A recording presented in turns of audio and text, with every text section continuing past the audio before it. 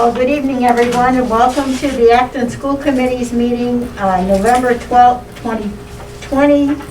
And we're going to begin tonight with a salute to the flag. I pledge allegiance to the flag of the United States of America and to the republic for which it stands, one nation, under God, indivisible, with liberty and justice for all.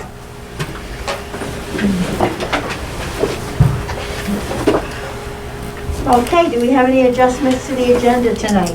There is one, 3.1 should say no action taken instead of no session. So no action taken under report out of executive session, and we will be meeting tonight in executive session.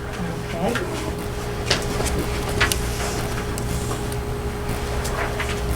All right, then we'll go on to comments from the public. Any comments from the public? Not yet. I know why they're here. Okay. Then let's go on to the celebration of learning and the Halloween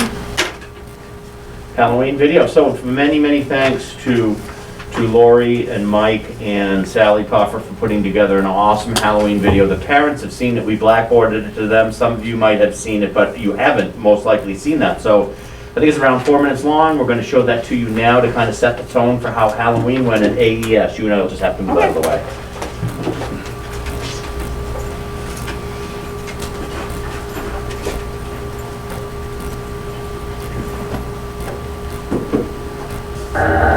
I'm gonna love acting films.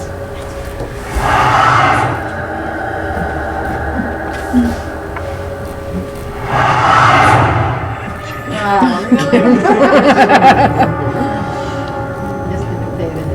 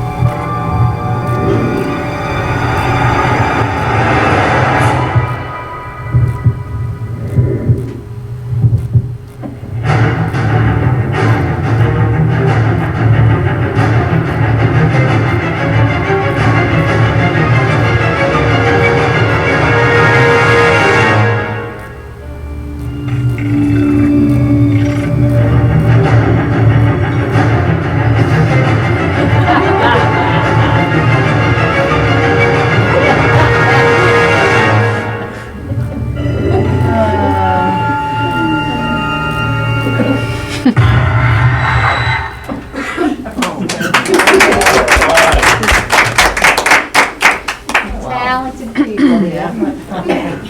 PTG recognized some of those things in the hallway. We had this place as good as it could look. And again, thank you to Lori and Sally and Mike for putting that together, and all the kids and the support from the PTG. I hope you got good feedback. We did it 2 days. We did it Wednesday and Friday for the blue and the white schedule kids. And Yeah.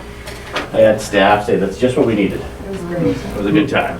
Good time. So they had a Halloween. It's great, since they couldn't do the trunk or treat, it's, obviously they had a very good time, obviously. They did, and the staff were like, yeah, we can give Halloween to the kids, and we did a few academic things in the morning, not much, but most of the day was devoted to just kind of having fun with the kids.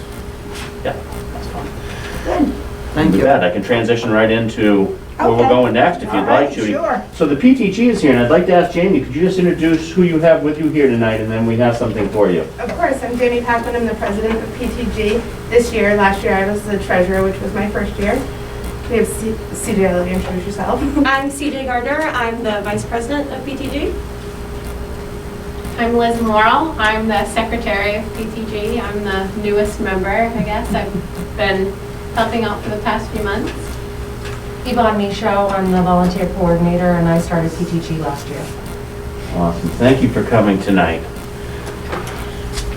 Well, the school committee tonight is going to recognize the PTG for all the many awesome things that they do throughout the year and have done throughout the years. Trunk or Treat is only one of those many things that they do for the kids here at school, but I'm thinking too about the many talent programs that we've had over the years, and all the raffles, and how much they've done, how much they've done on the playground, and how much they've done with the backpack program, and especially this year of COVID, coming up with those water bottle fillers, that was magic, really, because they weren't Yep. They weren't It that- really was magic, and I know that I mentioned to at least one of you that, you know, during the process, the reopening plan and all the things that led up to getting the kids back, those were on my list of things that were actually impossible to find. And I was just blown away when you guys came up with the first one, and then one that I had ordered on Amazon, it got canceled because the back order date was just like months and months away. And then you guys returned with 2 more, so Yeah. just hats off, awesome job. You delivered them in your van, you showed up and said, what do I do with these? Oh my God. I think I might have stolen one of you. I'm sorry. That's okay, as long as it ended up here, we're more than happy. I was just gonna say, so what school is missing these? Yvonne had to punch a few people to get there. Yeah, finding those fountains definitely goes to Yvonne. It was literally blind luck, I think. I just Yeah. kept every morning would just hit the refresh. That is We locked awesome. out. It was important to have for sure. And I'm wondering if any of the rest of the school committee have anything they would like to say to the PTG or have any words for them? Well, I'd like to say, back in the day, I was on the PTG, and I was the secretary, and I know how much work it takes, and I appreciate that, you know, every few years it like refreshes and you get new people, and you have to, because like my kid is, 25, so you just can't stay on when it doesn't really involve the kids. So I appreciate that you volunteer, I really do. I'll just copy what Mary said. I did it for many years also, secretary and president and co-president, and we did a lot, and I know how much hard work you guys do, and it's always appreciated. Yep. The people behind the scenes. Linda, want to add anything? Just a big thank you. Absolutely. Me. Probably can't hear me that way. Yes, We we got did you. fine. We got Yeah. Can you? Oh, great. Okay. Right through all the Thank you, plastic. guys. It's always appreciated.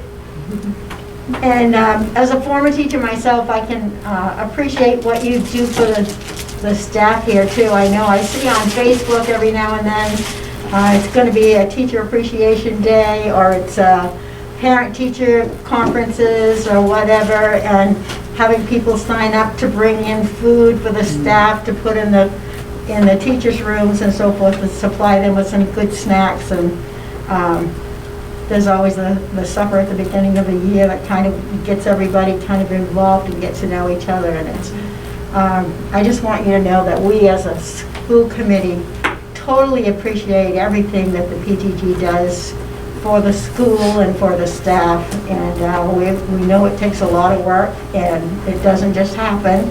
It's a lot of people working together to make things happen. And we just want to let you know how much we appreciate that. So in appreciation for that, I'd like to present this to you, which says, Acton School has our Safe, Responsible, and Respectful on it.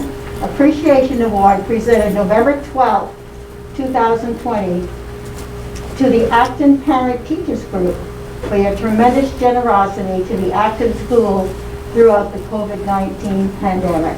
That was so nice. Thank you so much. Yay, thank you, Jamie. Stay right there, you show Cindy and Jamie, and then on to the PTG, right? Smile. Gotcha?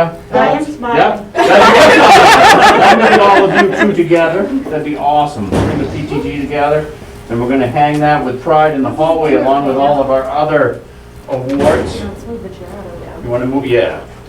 Sure, I'll take a few, and we'll put this right up on the website. You're not crying. You make sure I can tell by your eyes you're smiling. What I always say to the kids. There, I got 3 of them. I think we're gonna be good. I was like over here, then I'm like. This is wonderful. Thank you so Thank much. you, hey. And you know what, as soon as this COVID thing's over, we're gonna fill the building with people, and we're gonna have a talent show, and we're gonna have spaghetti suppers, and we're gonna continue to do all the good stuff that we've always We're done. gonna hug. And we're gonna hug! We're gonna hug! Lots of hugging, okay. And when I can't find stuff, I'm gonna reach out to you. So for the PTG, unless if you want to sit through some policy and some curriculum and some other things, and if you'd rather go back and see your kids, and then you're like, no, I'll stay with policy and curriculum. It's up to you if you want to stick around or not, but thank you so much for coming in. We've got a little bit of work ahead of us, so if you want to exit now, it'd be an excellent time. Appreciate it, thank You you. betcha. so Thanks, much. ladies. Thank you so much. Well, hold on. Oh. I mean, do you see two PTG ex-members? Just, you know, just saying. No, we're talking about the future for you guys. Just so you know. Got it. Thank you. Thank you all so much. Thanks, guys. Bye-bye. Just keep it in mind. Okay, well, that was fun.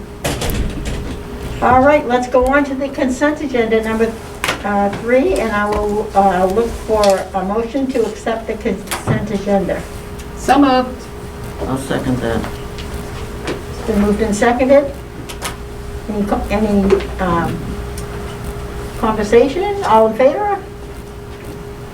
Okay. She raised her hand. Okay. I saw it, Linda.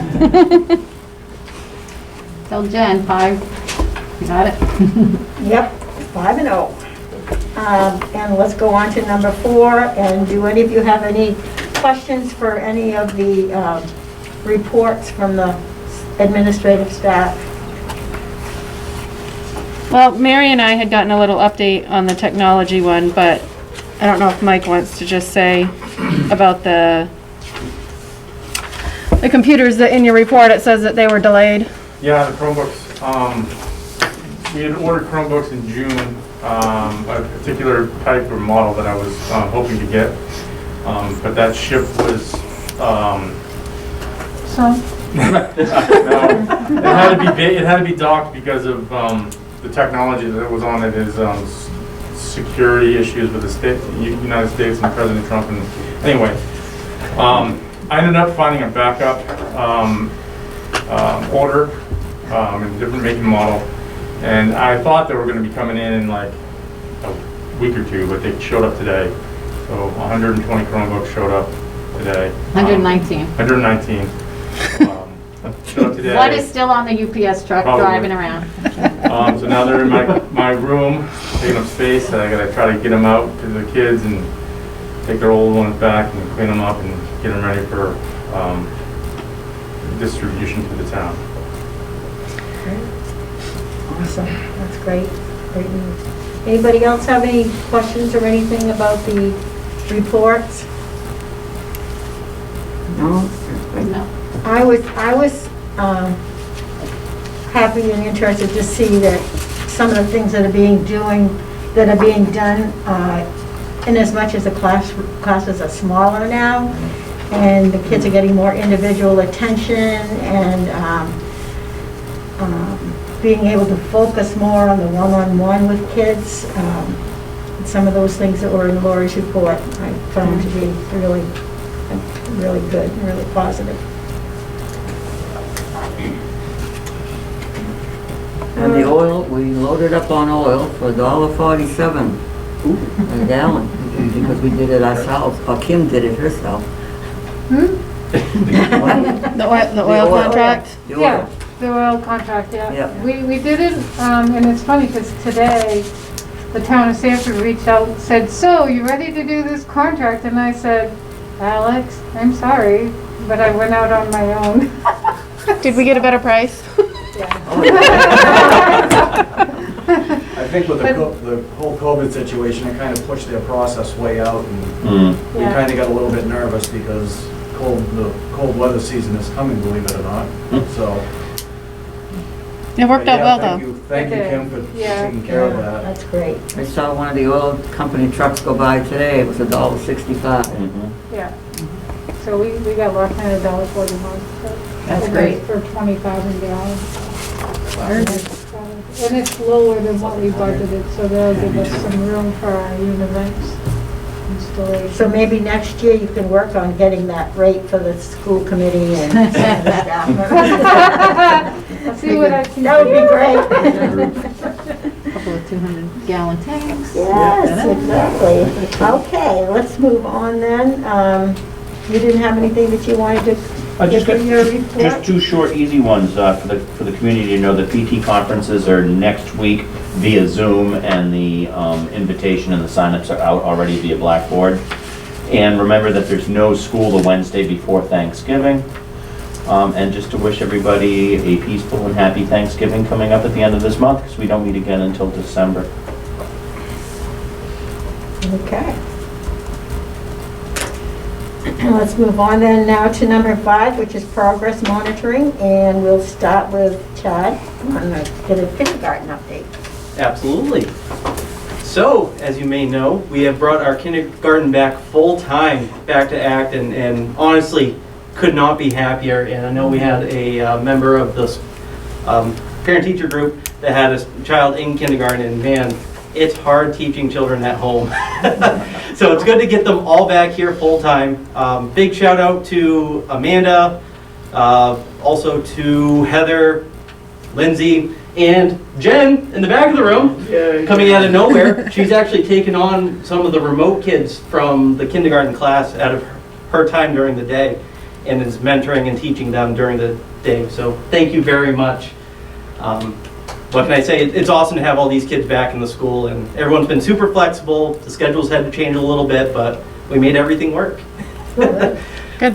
Awesome. Thank you. A couple of speed bumps here and there, but Yeah. it's all good. Yeah. Very good.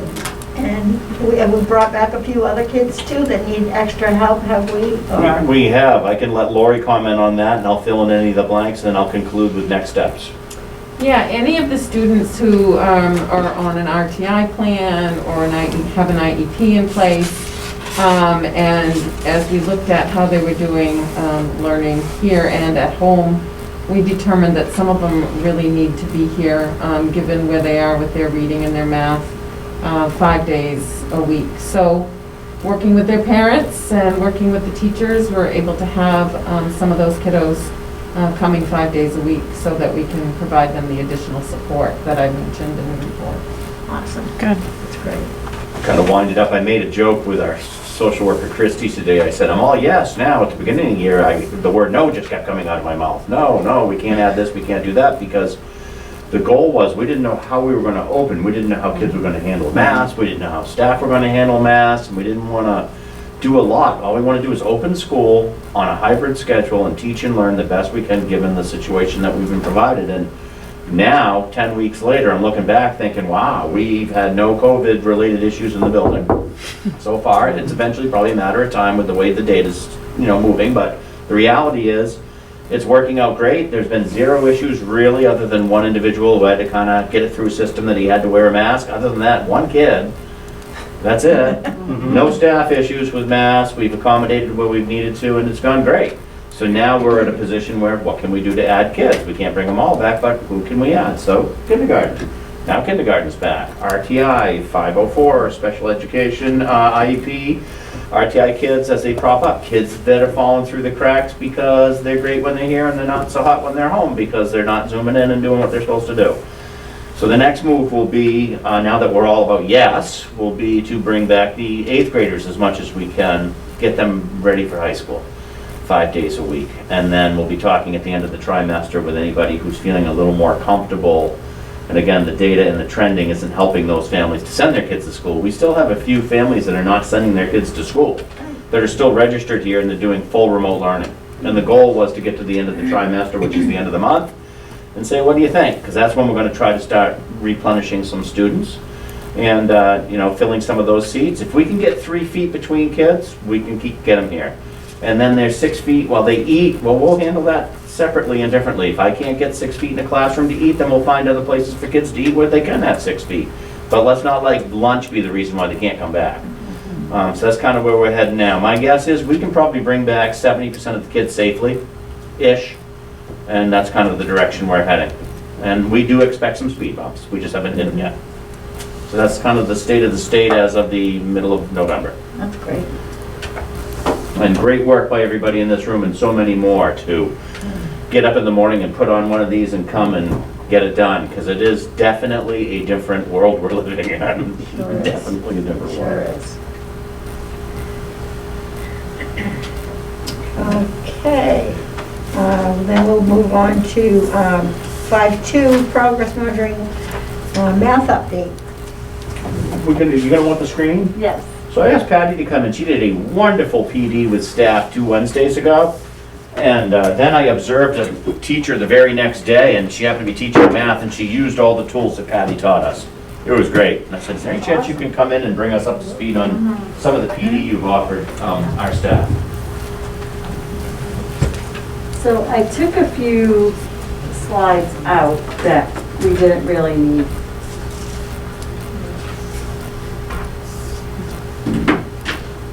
But what started all this was this math and practice virtual workshop that I did. And it had so many ideas. Every time I had a break, I was out in Chad's room saying, I can't wait to show you this. Or down in my cohort saying, I can't wait to teach your kids this.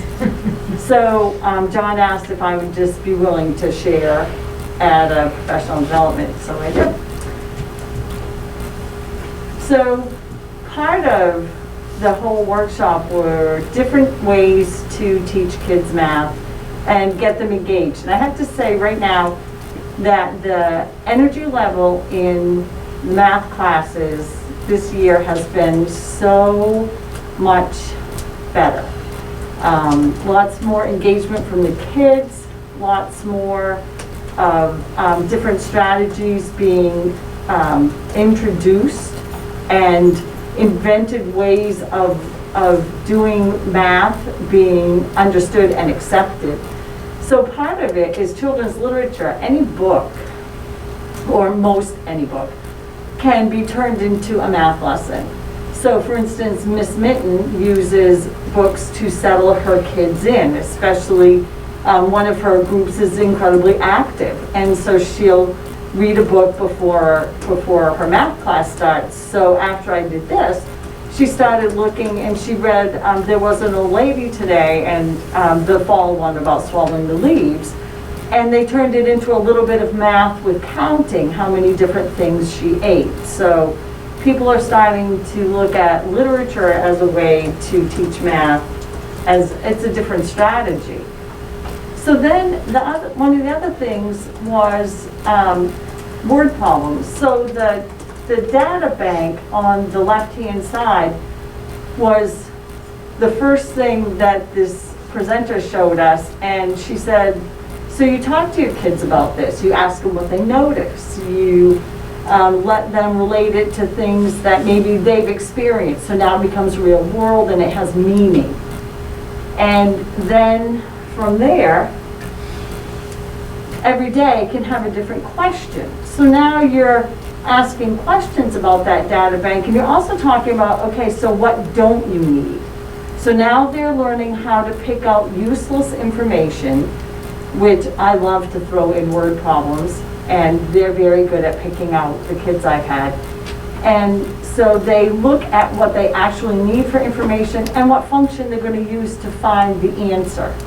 So throw a subtraction in there, throw multiplication if that's what you're doing, and just relate everything to the concepts that you're working on, and some that you already have worked on to kind of pull them back in so you have a refresher. And you can do that all with one set of information and make it relevant. If it's coming up on a holiday, maybe they've gone Christmas shopping.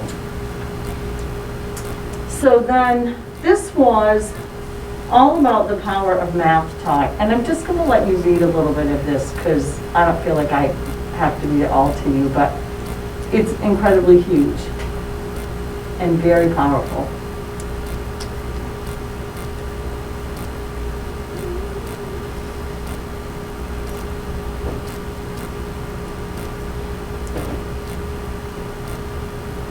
I think my favorite was the last one. What is the question? The number is 5. And the kids can figure out what kind of question they want around the number 5. So it creates all this talk in math. Math should not be quiet. Language arts is not quiet. They talk about books. Math should be talked about. No math class should be drill and kill and just not having a conversation. Partner work is important, and partner work is happening now, even with masks and plexiglass. So they can do their work on a whiteboard, show it to their partner, and still talk about it. So we do a lot of math talk. So this was just one way that you could give your kids a creative way to show what they know. So it becomes a formative assessment. If there are misconceptions, things that they think are right and aren't quite, this is where you can catch them. Use a picture. We have a whole website of pictures. Yes, it's all in French, but you don't need to read to know what picture you want. I grabbed this off. You can do multiplication with this. You can do fractions with this. You have math talk about patterns that you notice with this. And there are a whole bunch of different sites. There were a whole bunch of sites that they offered us. Lori and I were having fun with SD Mysteries, and so they're a picture where the kids will do an estimation of what they think is in the jar, how many, or in a pile. And then there are clues to help them really whittle down to what they think the answer is using math talk. And so I'm going to introduce that in kindergarten next week, first grade and second grade. So I'm so excited. And then the last thing I gave them were some things to consider. Predict, turn and talk, draw or build. Have visuals and manipulatives. And we've talked about this. I've talked about this with the older teachers. They're not going to go to 6th, 7th, and 8th grade math with Unifix cubes, but they might have to draw a picture to figure out a problem if it makes sense to them. So they learn with a lot of manipulatives in the younger grades and up through, I'm doing 4th grade addition and subtraction regrouping with manipulatives right now. So they use them as long as they need them. They practice, teachers practice asking thoughtful questions that maybe your students, that help your students down another path. I learned to be quiet, to let them fuss through it, to ask a thoughtful question and walk away, and listen to what they're talking about, and then walk back around and see what they've done with it. So you become more a facilitator, and it's more about discovery for the kids. The math talk, definitely, and writing in math. Focus on discovery versus telling. Step back, let them think. Wait time is incredibly important, because some kids take a little bit longer, and that's okay. If you have wait time, then it allows everybody to be successful. But I also did an observation of a teacher, and one of my suggestions was, if you have one over here who needs a little bit more time, make sure you have some challenges that you're throwing out to the rest of your kids. So if they're working on place value, okay, so what happens when you change this number? What's your answer going to be? So just kind of challenges for them, while you can let this one have a little bit of extra time and a little bit extra help. And then watch, listen, and adjust your math instruction, and let your students guide you. So these were all really interesting and amazing things that I learned at that workshop, and things that are being implemented in classrooms, and it's super exciting to see. The kids seem to be energized by math right now. So that is it. Now, do we have a gifted and talented for the math people who are really good? Yes. They can go off with somebody and really excel. Now, we're not doing what we used to do, like a 8th grader would go up to the high school, so we don't do any of that, right? No. So and right now I'm doing more small group working with kids. I started the year off with a lot of modeling, and have moved into co-teaching and working with small pockets. So even what I'm doing right now is morphing, because the teachers are doing such a great job just engaging the kids. Well, I saw the Oreo one, and I wish I was here. But anyway, because I'm not allowed to buy Oreos. But No, but why can't we, say there's really somebody smart in 8th grade and can be doing high school work, can we Zoom with that teacher? We do, Mark has 5 kids doing pre-algebra this year, and we had a kid last year who graduated a year early. So we are working with the high school and trying to prep the kids that are advanced as much as possible. Yeah. As far as sending them to the high school, I think you nailed it with what would that look like, but the right? whole Zooming thing, Yeah. if somebody could help Yeah. on the high school level and make He it, has a small group of kids, 5 of them that are actually are gonna be well beyond the 8th grade and doing freshman math. So when they get down here, they go in, they should be taking the sophomore level. right. Patty, you all done with that piece? I am, thank you. Awesome, thank you so much. And do you have that, like on a, It's in a Google slideshow. Would you like me to share it with you? I would love for you to do that, because I'm old, I couldn't read everything that was up there from the back. I can do that. That'd be great, thank you very much. No, I love that you're getting kids excited about math. It's so important. Well, the group of teachers that we have here makes it super easy to do. You made the investment in Patty's expertise and enthusiasm for the subject to work with the adults, and I saw it the very next day. I went to a middle-level elementary classroom to observe a teacher, and they worked through some problems, and then she said, okay, now that we've done this, open up your math notebooks and write what you learned, and write any questions you have. And I'm like, wow, a math notebook, like, whoever thought of a math notebook, and then just kind of start processing it. Everything that you saw here, that teacher demonstrated at some level in that 50-minute lesson. It was really cool, so it is definitely making a difference. That's great.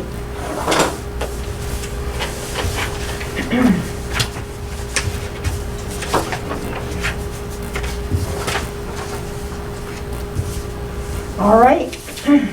Thanks so much, Patty. It's interesting to see how math is being taught now and the different concepts and the hands-on and then, you'll hear people say like, well, I don't know why we can't just do it the old way, memorize this and memorize that. And this is so much more applicable to everyday life as they grow up. They'll be able to use the math and things besides just math. And I'm glad we're putting that emphasis on them. Sounds like you're off and running and doing a great job with it already. I'm having a great time. Oh, good, thank you. All right, let's move on to number 6 then, and I'll hear from the Long Range Planning Committee. Well, we discussed basically the CRF funds that came because of COVID, but we have a CRF funds update in 7.1, so I think everything could be said there. Really. Okay. I'll ask you guys to chime in then too, because that's just going to be bullet points by me. Yeah. But we did meet. Okay. And then let's move on to the Policy Committee. Well, we have under the substitutes, let's see, GDA, this is an update. We reviewed it last year and the year before, 19 and 18, and we're reviewing it again now because we have changes in the pay scale for the substitutes. And you have all the papers there, and that's just an update, review. So this is just an update, so. Review. A review. Yep.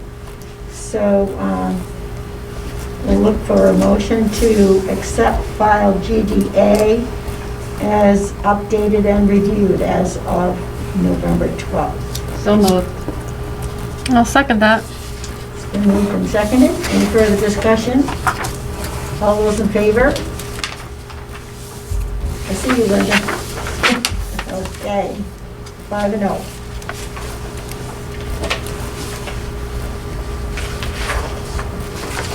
All right, then let's move on to new business, and we'll start with the CRF funds. Okay, I'm going to give a broad brush view of what's going on and what we've done. And the Long Range Planning Committee has been brought up to speed on the different kinds of things we're doing in the building and with computers, and can certainly jump in, as well as any administrators here that had anything to do with getting this funding put into action. But basically, it's really there were 3 steps. Back in June, there was some devoted ESSER funding for COVID relief back in June that needed to be spent at Acton Elementary School, and that was allocated through the ESSER process, and there were some things we needed. Basically, it was computers at the time envision what school would look like when we opened in September, because we really didn't know how this was all gonna work. PPE was a big thing, it was hard to find, we got a lot. We ran a very successful summer school, and then we needed to then respond to CRF1, which in a lot of states, so the way the COVID relief funding works at the federal level is money went out to states, and then the governor, and in some places the governor and the legislature decides how they're gonna use those federal funds. Some states didn't get any money given to the locals in education. It was given to, EMS and some other places in the state, but education never saw a penny. So roughly $325 million was set aside in July for possibly going to education, of which $125 million was given to states based on your Title I formula, the number of kids that you're serving. So Acton got $187,000 with CRF1 that we needed to expend by December 30th. So that money was in place. We met as a team. We talked, what do we need? What can we do? What are some things we need to do to help the building be safe? Remember, you have to spend, you can only spend this money on things that are not in your local budget and developed because of COVID. So transportation was going to be an issue because the number of kids we could put on a bus was a lot there we could do. Then we caught word that in September, the balance of that money, or in Acton's case, $197,000 was available for us in CRF2 funding, which then again needed to be spent by December 30th. And it needed to be encumbered by 2 days ago, by Tuesday. We had to say to the state how we're going to use these funding. So then again, we went back to the drawing boards, what can we do? And there's a lot of things. We've helped our transportation in the fact that we purchased 3 vans, 2 of them are here, 1's coming, to help move small pockets of kids, particularly kids that might be from the same household. They're considered one. So on a bus, you can have anybody who's related sit with each other in the seat, but if you're not related and you're not from the same household, you need to sit a seat apart and away from each other. So it really limits the number of kids we can move on a bus. We also did, and we can let the LRP or Andy get into this, some significant upgrades with our infrastructure for our building for clean air and purification, ventilation, and some significant upgrades in technology. That's a no-brainer because of the work that we're doing with so many kids in a remote fashion in our hybrid schedule, and the fact that we've asked ed techs to really be working directly in the classroom with teachers, often working from a Zoom platform, and we didn't have the infrastructure for that. So that's the broad brush stroke of, we had it, we have the plan, we've expended the money. One of the challenges is we need to we have to purchase first and get reimbursed second. And because the amount of money and the timing on it, it's tricky that we don't carry that kind of overhead in this size organization to be able to spend and get reimbursed. So Kim has done a great job being very positively influential with the state to say, hey, we'd like some of our reimbursement money so I can turn around and pay for the next item that's in our grant so that we get everything done by the 30th, which is what you asked us to do. So that's the big picture. If LRP or Andy or Kim or anybody else wants to fill in, and Mike wants to fill in the blanks on particulars, we'd be happy to do that. Well, I want everybody to know out there that we're getting these air scrubbers, these ionizers, I think they were called, and that'll help clean the air. So whatever we do, maybe our kids will be, less sick this school year and for years to come. So I thought that was a good investment. Yeah, the items that are benefiting the facilities are all driven towards air quality. So we were very fortunate to be able to utilize these funds for that purpose, and it's all stuff that we had in our long-range plan. So it's something that was up and coming, but the COVID, the pandemic kind of sped this up a bit. So I'm very pleased with the first portion of that updating that will come in the form of the air scrubbers like Mary had mentioned, and new computer software to monitor the air throughout the building, the air exchange as well as the building temperature. So it's going to be a big improvement, and it's going to be in place by December 31st. So I don't get excited about much, but this is a really good thing for our school. Yeah.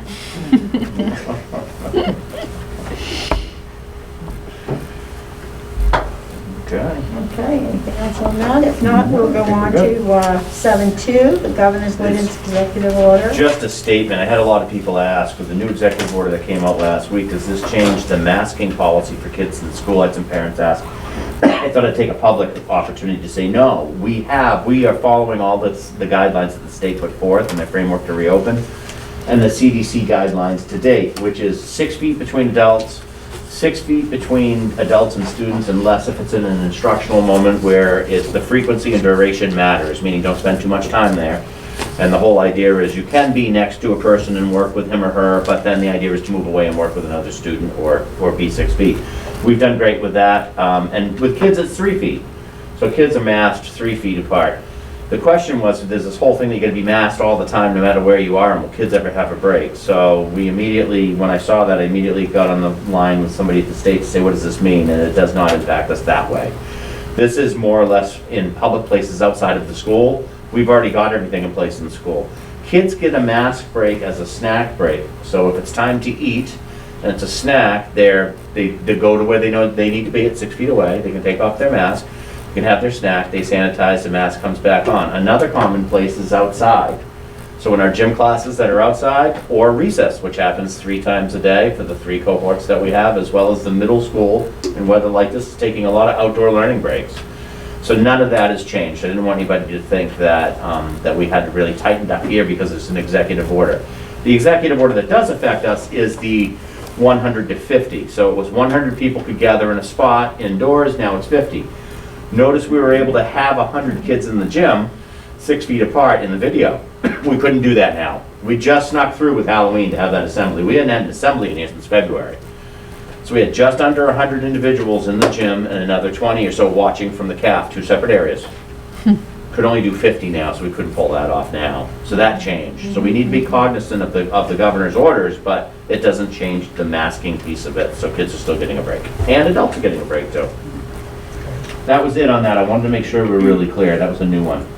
And Judy and I talked during the presentation that I should have, I remiss that I didn't mention that I should have updated the agenda that we needed a 7.3. So Jen, a 7.3, which I'll give to Judy, is, what are we gonna call it, accept the resignation? Yes. It's gonna be accept the resignation of Linda Cody from the Acton School Committee, which is gonna be 7.3. So we need to formally have that on the agenda and in the minutes. Okay, Jen?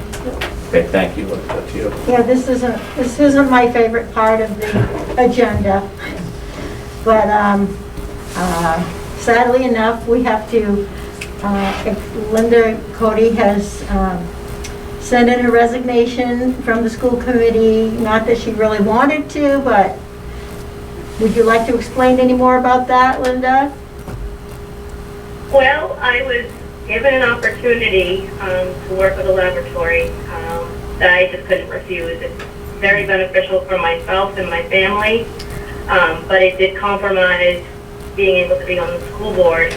I did try to find some way to be able to Skype in, but we're dealing with COVID, and there's just no way. It's going to be a very busy schedule, and it's second shift. So I am very heartbroken, but I needed to make this change.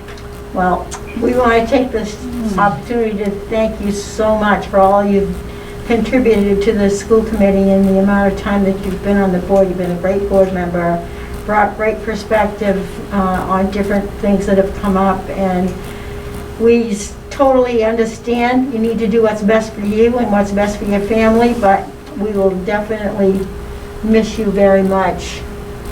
Well, I was hoping, I'll miss you all. I was hoping she'd stay so she'd be on the negotiation committee, but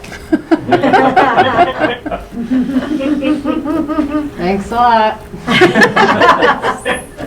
You take care and good luck. Yes, we'll miss you. We'll miss you very much, and best of luck in your new job. Yeah. Thank you. And I'm so going to miss you all. So I will have to ask for a motion to accept the resignation of Linda Cody from the Acton School Committee. So moved. With regret, seconded. Seconded with regret. Any further discussion? All those in favor? You gonna vote? Vote yourself out. Vote yourself out. 5-0, Jen. Oh, thank you so much. Thank you, Linda. Thank you, guys. All right, let's move on to 8.1, final audit report. I gave you in your email an electronic version because it is 40 pages and I wasn't going to print it all out. No, please.